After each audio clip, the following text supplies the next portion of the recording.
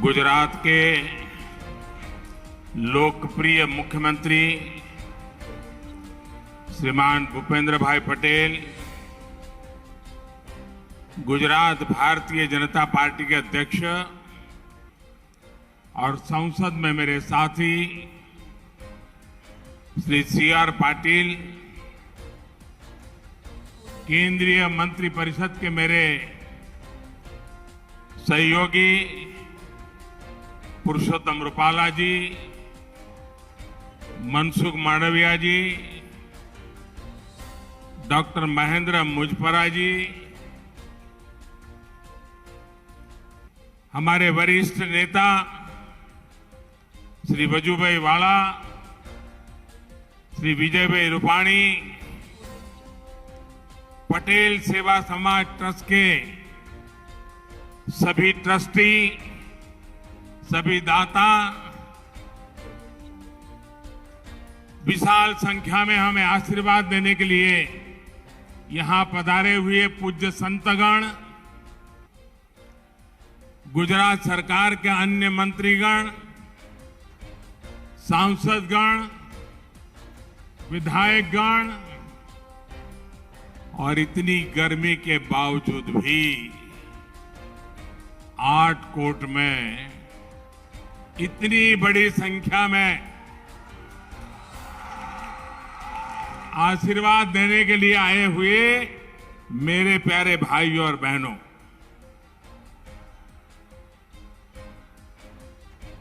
मुझे खुशी है कि आज यहां Matoshree KDP multi specialist hospital का शुभारंभ हुआ है। ये हॉस्पिटल सौराष्ट्र में स्वास्थ्य सेवाओं को और बेहतर बनाने में मदद करेगा। जब सरकार के प्रयास में जनता का प्रयास जुड़ जाता है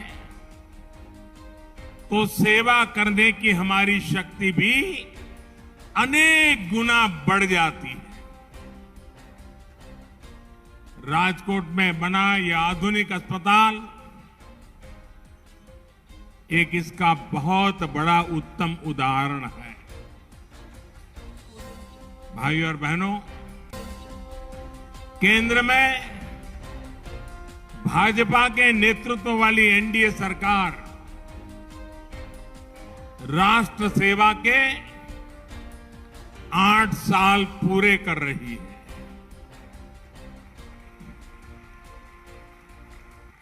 8 વર્ષ પહેલા તમે બધા મને વિદાય આપી હતી,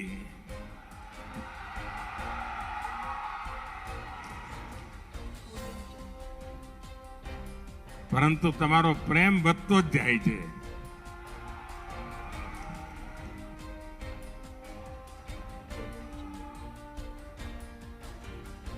आज जब गुजरात की धरती पर आया हूं तो मैं सर झुका करके गुजरात के सभी नागरिकों का आदर करना चाहता हूं। आपने मुझे जो संस्कार दिए, आपने मुझे जो शिक्षा दी, आपने जो मुझे समाज के लिए कैसे जीना चाहिए, ये जो बातें सिखाई, उसी की बदौलत गत 8 वर्ष मातृभूमि की सेवा में मैंने कोई कोर कसर नहीं छोड़ी।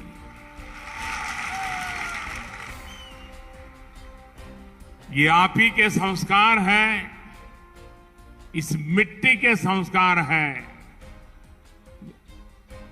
पूज्य बापू और सरदार वल्लभ भाई पटेल की इस पवित्र धरती के संस्कार हैं कि 8 साल में गलती से भी ऐसा कुछ नहीं होने दिया है, न ऐसा कुछ किया है जिसके कारण आपको या देश के किसी नागरिक को अपना सर झुकाना पड़े। इन वर्षों में हमने गरीब की सेवा, सुशासन और गरीब कल्याण को सर्वोच्च प्राथमिकता दी। सबका साथ, सबका विकास, सबका विश्वास और सबका प्रयास, इस मंत्र पर चलते हुए हमने देश के विकास को नई गति दी है। इन 8 सालों में हमने पूज्य बापू और सरदार पटेल के सपनों का भारत बनाने के लिए ईमानदार प्रयास किए। पूज्य बापू एक ऐसा भारत चाहते थे जो हर गरीब, दलित, वंचित, पीड़ित, हमारे आदिवासी भाई बहन, हमारी माताएं बहनें, उन सबको सशक्त करे। जहां स्वच्छता और स्वास्थ्य जीवन पद्धति का हिस्सा बने, जिसका अर्थतंत्र स्वदेशी समाधानों से समर्थ हो। साथियों, 3 करोड़ से अधिक गरीबों को पक्के घर, 10 करोड़ से अधिक परिवारों को खुले में शौच से मुक्ति, 9 करोड़ से अधिक गरीब बहनों को धुएं से मुक्ति, 2.5 करोड़ से अधिक गरीब परिवारों को बिजली कनेक्शन, 6 करोड़ से अधिक परिवारों को नल से जल, 50 करोड़ से अधिक भारतीयों को 5 लाख रुपए तक मुफ्त इलाज की सुविधा। ये सिर्फ आंकड़े नहीं है मेरे भाइयों बहनों, ये सिर्फ आंकड़े नहीं हैं, बल्कि गरीब की गरिमा सुनिश्चित करने के हमारे कमिटमेंट के ये प्रमाण है, प्रमाण साथ।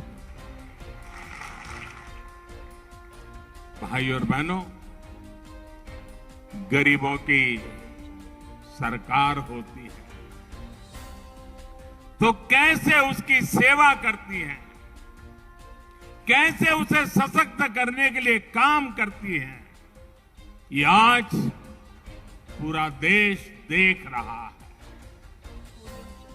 100 साल के सबसे बड़े संकट काल में, कोरोना महामारी के इस समय में भी देश ने ये लगातार अनुभव किया है। महामारी शुरू हुई तो गरीब के सामने खाने पीने की समस्या हुई तो हमने देश के अन्न के भंडार देशवासियों के लिए खोल दिए।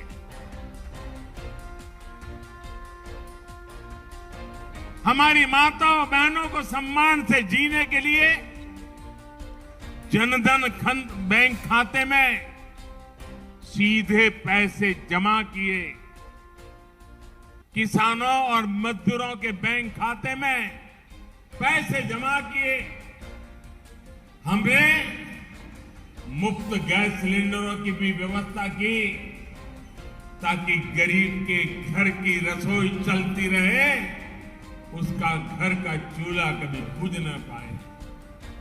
जब इलाज की चुनौती बढ़ी तो हमने टेस्टिंग से लेकर ट्रीटमेंट की सुविधाओं को गरीब के लिए सुलभ कर दिया। जब वैक्सीन आई तो हमने सुनिश्चित किया कि हर भारतीय को वैक्सीन लगे, मुफ्त लगे। તમારા બધાના વેક્સિન લાગ્યા છે ને? ટીકાકરણ થઈ ગયું છે ને? કોઈને કાણી પાઈ આપવી પડી છે? 1 રૂપિયો ખર્ચવો પડ્યો છે? भाइयों बहनों, एक तरफ कोरोना का ये विकट समय, वैश्विक महामारी, और आजकल तो आप देख रहे हैं युद्ध भी चल रहा है। टीवी पर आधा समय युद्ध की खबरें हर किसी को चिंतित करती है। इन परिस्थितियों में भी हमने निरंतर प्रयास किया कि हमारे गरीब भाई बहन को, हमारे मिडिल क्लास को, मध्यम वर्ग के भाई बहनों को मुश्किल का सामना करना न पड़े। अब हमारी सरकार सुविधाओं को 100% नागरिकों तक पहुंचाने के लिए अभियान चला रही है। जो जिस बात का हकदार है उसे उसका हक मिलना चाहिए। जब हर नागरिक तक सुविधाएं पहुंचने का लक्ष्य होता है तो भेदभाव भी खत्म होता है, भ्रष्टाचार की गुंजाइश भी नहीं रहती, न भाई भतीजावाद रहता है, न जात पात का भेद रहता है। इसलिए हमारी सरकार मूलभूत सुविधाओं से जुड़ी योजनाओं को सैचुरेशन तक, 100% तक पहुंचाने में जी जान से जुटी हुई है। राज्य सरकारों को भी हम लगातार इस काम के लिए प्रेरित कर रहे हैं, सहायता कर रहे हैं। हमारा ये प्रयास देश के गरीब को, देश के मध्यम वर्ग को सशक्त करेगा, उनका जीवन और आसान बनाएगा। અને આજે જ્યારે અહીંયા જસદણમાં પહેલું સુપર સ્પેશિયાલિટી अस्पताल અને આટકોટમાં, અને મને આવ્યો હોસ્પિટલ જોવા જવાનો અવસર મળ્યો, બધા દાતાઓનો દર્શન કરવાનો મોકો મળ્યો, ટ્રસ્ટીઓને મળવાનો મોકો મળ્યો, અને ટ્રસ્ટીઓ મને કહ્યું છું સાહેબ પાછું વળીને જોતા જ નહીં, અહીં કોઈ પણ આવશે ને ક્યારે પાછો નહીં જાય। આ ટ્રસ્ટીઓના શબ્દો, એમની ભાવના, અને એક આધુનિક હોસ્પિટલ આપણા ઘર આંગણે, હું ભરતભાઈ બોગરાને, પટેલ સેવા સમાજના સૌ સાથીઓને જેટલા અભિનંદન આપું એટલા ઓછા છે। પટેલ સેવા સમાજે સમર્પિત ભાવથી આજે જે એક મોટું કામ કર્યું છે એના માટે આપ સૌ અભિનંદનના અધિકારી છો, અને આમાંથી પ્રેરણા લઈને અનેક લોકો समाज માટે કંઈ ને કંઈ કરવાની ઈચ્છા રાખશે। સામાન્ય રીતે કોઈ કારખાનાનું ઉદ્ઘાટન કરવા ગયા હોઈએ,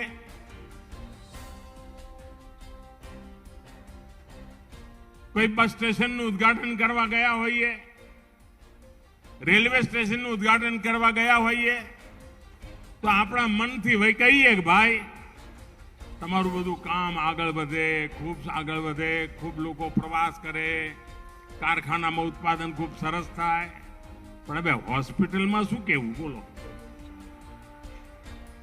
હવે હું તો એમ તો ના કહું કે ભરેલી રહે, એટલે મેં ઉદ્ઘાટન તો કર્યું છે, પણ આપણે સમાજમાં એવી સ્વસ્થતા માટેનું વાતાવરણ બનાવીએ કે આ હોસ્પિટલ ખાલી ને ખાલી જ રહે, કોઈને આવવું જ ન પડે। અને જો સૌ સ્વસ્થ હોય તો ક્યારેય કોઈને આવવું ન પડે, અને જો આવવું જ પડે તો પહેલા કરતા તાજો તમતમતો થઈને ઘેર પાછો જાય. આવું કામ આ હોસ્પિટલમાં થવાનું છે. આજે ગુજરાતમાં સ્વાસ્થ્યની બાબતમાં જે હરણફાળ ભરી છે, જે ઇન્ફ્રાસ્ટ્રક્ચર તૈયાર થયું છે, જે સ્તર પર કામ કરવામાં આવી રહ્યું છે, ભૂપેન્દ્રભાઈને એમની પૂરી ટીમને હૃદયથી અનેક અનેક અભિનંદન આપું છું. અને આનો લાભ ગુજરાતને ખૂણે ખૂણે સામાન્યમાં સામાન્ય માનવીને પણ મળવાનો છે. અને આજે અમારું રાજકોટ તો જગ્યા એવી કે આજુબાજુના 3-4 જિલ્લાને એમ લાગે કે અમારું પાસે જ છે. બધા થવડા નીકળ્યા કે અડધા પોણા કલાક 2 કલાકમાં પહોંચ્યા ભેગા છીએ. આપ તો જાણો છો હવે આપણા ત્યાં રાજકોટમાં ગુજરાતને જે એમ્સ મળી છે એનું કામ રાજકોટમાં તેજ ગતિથી ચાલી રહ્યું છે. થોડા દિવસ પહેલા હું જામનગર આવ્યો હતો અને જામનગરમાં વિશ્વનું ટ્રેડિશનલ મેડિસિનનું મોટું સેન્ટર WHO દ્વારા આપણે જામનગરમાં એનો શિલાન્યાસ કર્યો છે. આ બાજુ જામનગરમાં આયુર્વેદ, અહીંયા રાજકોટમાં મારું એમ, અને હવે અમારું આમાં આટકોટમાં બાપુડી વધ પડી ગયો તમારે તો.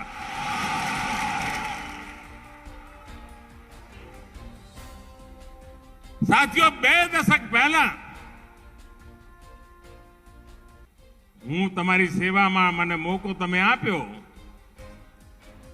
2001માં, ત્યારે આપણા ગુજરાતમાં માત્ર ને માત્ર 9 મેડિકલ કોલેજો હતી. આ બધું યાદ રાખો તો ભૂલી જાવ તો લ્યા. આ નવી પેઢીને કહેજો પાછું, નહીં તો એમને તો ખબર જ નહીં હોય કે શું હાલ હતા. માત્ર 9 મેડિકલ કોલેજો. અને ડોક્ટર બનવાની ઈચ્છા કેટલા બધાની હોય, ત્યારે માંડ 1100 બેઠકો હતી જેમાંથી ડોક્ટર માટે ભણી શકે. આવડું મોટું ગુજરાત 2001 પહેલા 1100 બેઠક. અને તમને જાણીને આનંદ થશે ભાઈઓ કે આજે સરકારી અને પ્રાઇવેટ મેડિકલ કોલેજો મળીને 30 મેડિકલ કોલેજ એકલા ગુજરાતમાં છે. અને એટલું જ નહીં, ગુજરાતમાં પણ અને દેશમાં પણ દરેક જિલ્લામાં એક મેડિકલ કોલેજ બનાવવાની ઈચ્છા છે. MBBS અને PG એની મેડિકલ સીટો એક જમાનામાં 1100, આજે 8000 સીટો છે. 8000. ભાઈઓ બહેનો, અને એમાં પાછું આપણે નવી હિંમત કરી છે.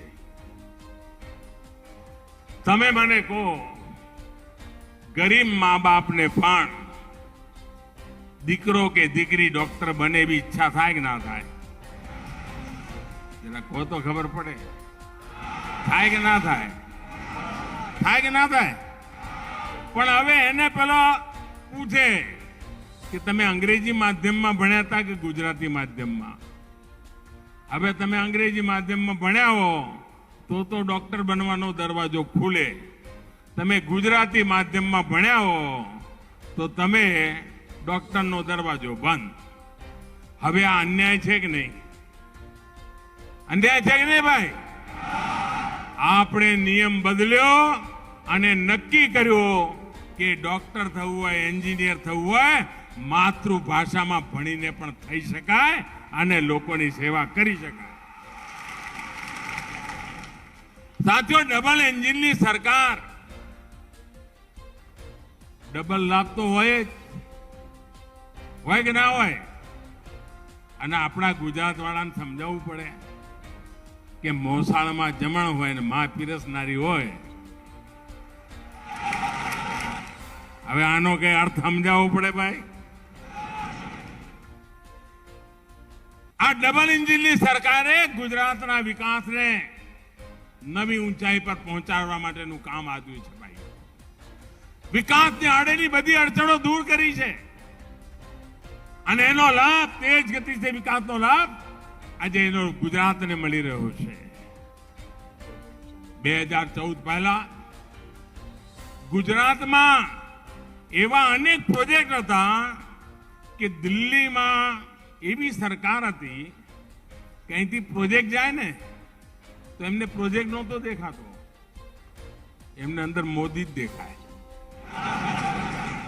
અને એવું મગજ ફટકે તરત જ કેન્સલ, રિજેક્ટ, કેન્સલ, રિજેક્ટ, બધા કામોને તાળા મારી દીધા હતા. એટલી બધી ઉદાસીનતા. આપણી માં નર્મદા, તમે વિચાર કરો, આ નર્મદા માને રોકીને બેઠા હતા.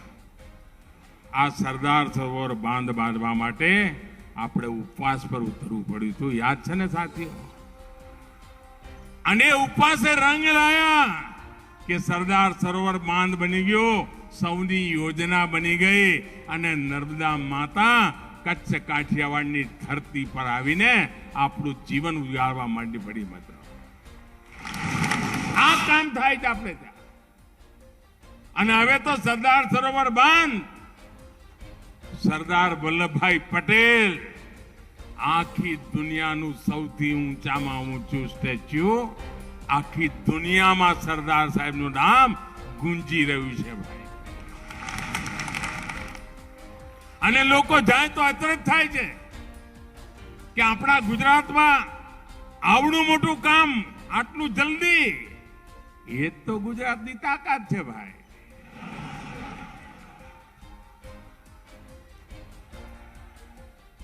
ઇન્ફ્રાસ્ટ્રક્ચરના તેજ વિકાસનો લાભ ગુજરાતને મળ્યો છે.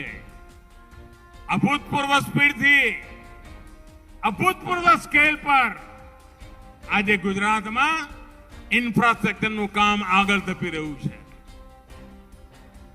એનો લાભ ગુજરાતના બધા ક્ષેત્રોને મળ્યો છે. એક જમાનો હતો કે ઉદ્યોગની વાત આવે તો માત્ર ને માત્ર વડોદરાથી વાપી જે નેશનલ હાઈવે જાય એની બે બાજુ બધા કારખાના દેખાય, એ જ આપણો ઔદ્યોગિક વિકાસ હતો. આજે તમે ગુજરાતની કોઈ પણ દિશામાં જાઓ, નાના મોટા કારખાનાઓ, ઉદ્યોગો, પ્રવૃત્તિ પૂરજોશ ચાલી રહી છે. આપણો રાજકોટનો એન્જિનિયરિંગ ઉદ્યોગ, મોટી મોટી ગાડીઓ ગમે ત્યાં બનતી હોય, ગાડી નાની બનતી હોય કે મોટી, પણ એમાં નાનો નાનો પુરજો તમારા રાજકોટથી જ જાય. આપ વિચાર કરો, Ahmedabad Mumbai bullet train, high speed train તેજ ગતિથી જેમ ચાલી રહ્યું છે. વેસ્ટર્ન ડેડિકેટેડ ફ્રેટ કોરિડોર મુંબઈથી દિલ્હી સુધીનો, અને જેના કારણે લોજિસ્ટિક માટેની વ્યવસ્થા તેજ ગતિથી કામ ચાલી રહ્યું છે. આ બધાનો લાભ ગુજરાતના હાઈવે જ્યારે ચોડા થાય, ડબલ ટ્રબલ 6 લાઈન, આનો લાભ ગુજરાતના બંદરોની તાકાત વધારનારો બનવાનો છે. એર કનેક્ટિવિટી આજે ગુજરાતમાં ભૂતપૂર્વ વિસ્તાર જોવા મળે છે.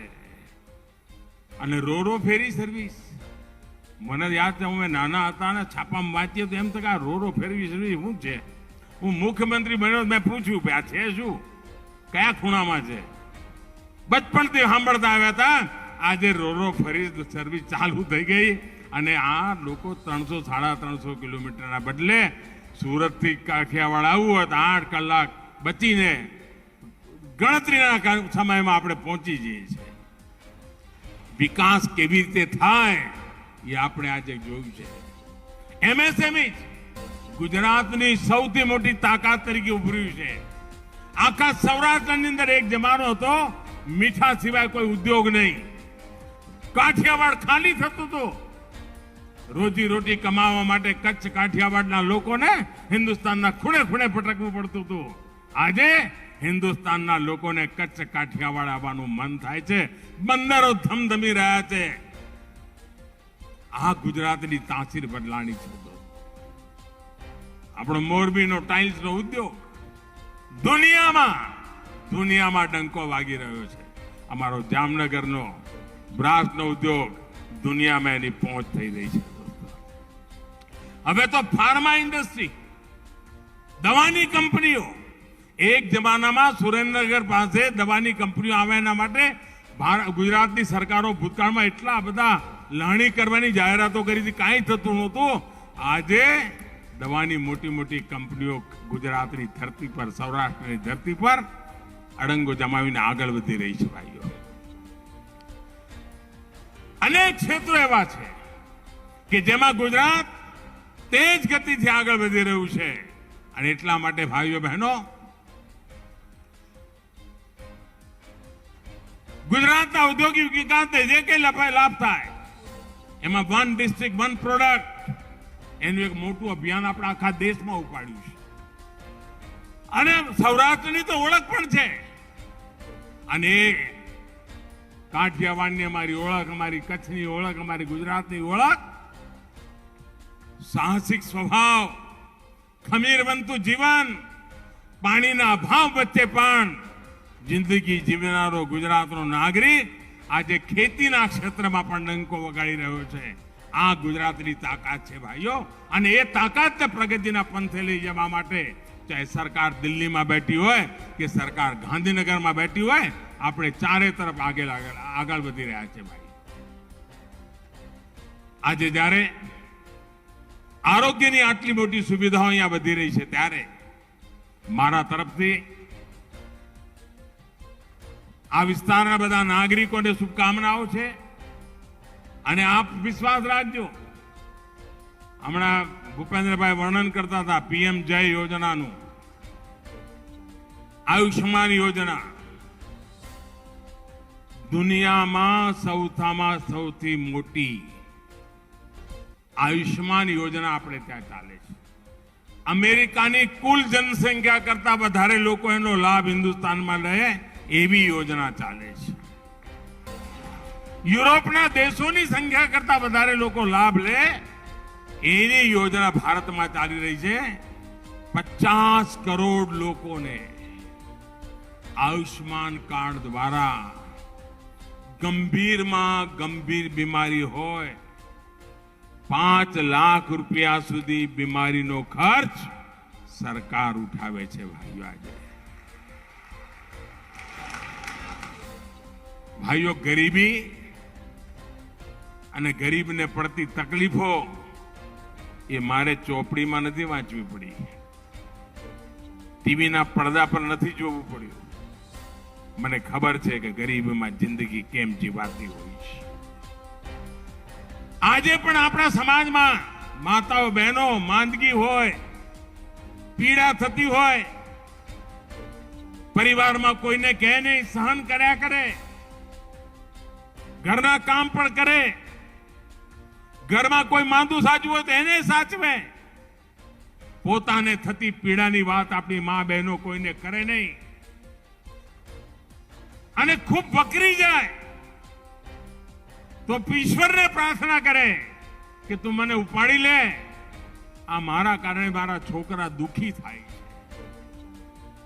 દીકરા દીકરીઓને ખબર પડે કે માં કઈ આપણે સારી હોસ્પિટલમાં જઈએ કે સારવાર કરાવીએ, ત્યારે માં કહે કે ભાઈ એટલું બધું દેવું થઈ જશે અને પછી હું તો કહેવા મારે કેટલું જીવવાનું છે, અને તમે દેવાના ડુંગરમાં ડૂબી જશો, તમારી તો પેઢી આખી ડૂબી જશે.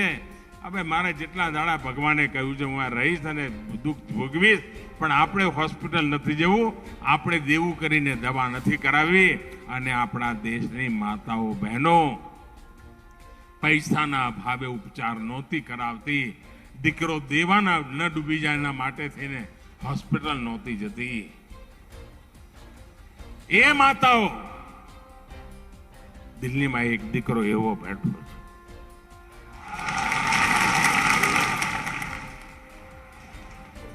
એ માતાઓને દુઃખ ન પડે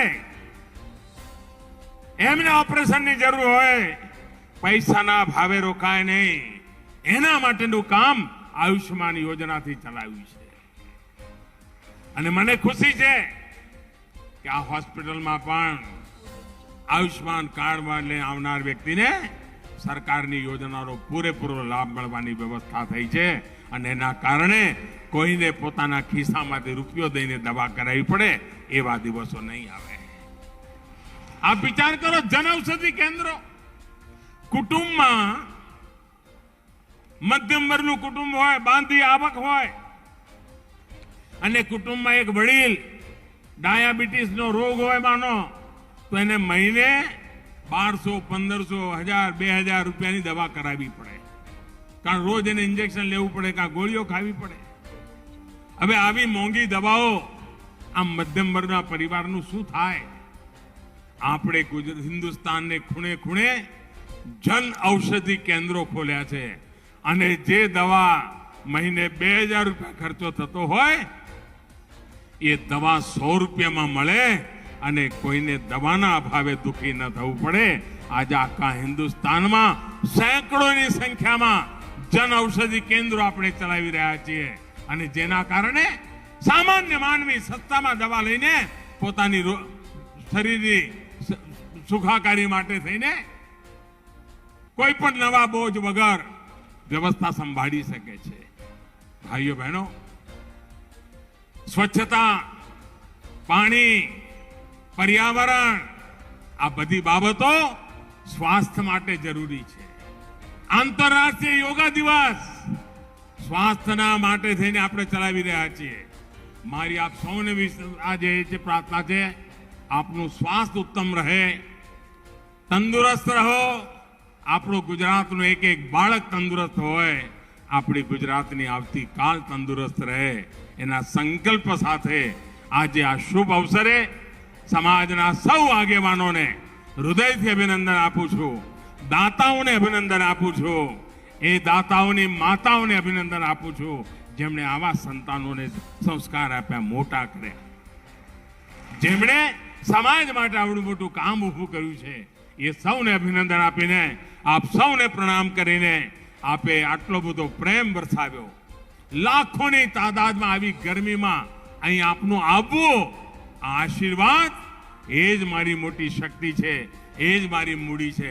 હજારો બહેનો આપણી પરંપરાગત કાઠિયાવાડી પરંપરા પ્રમાણે કળશ માથે લઈને તડકામાં ઉભા રહીને જ્યારે મને આશીર્વાદ આપતા હતા, આટલી માતાઓ, બહેનો અને સર્વ સમાજની બહેનો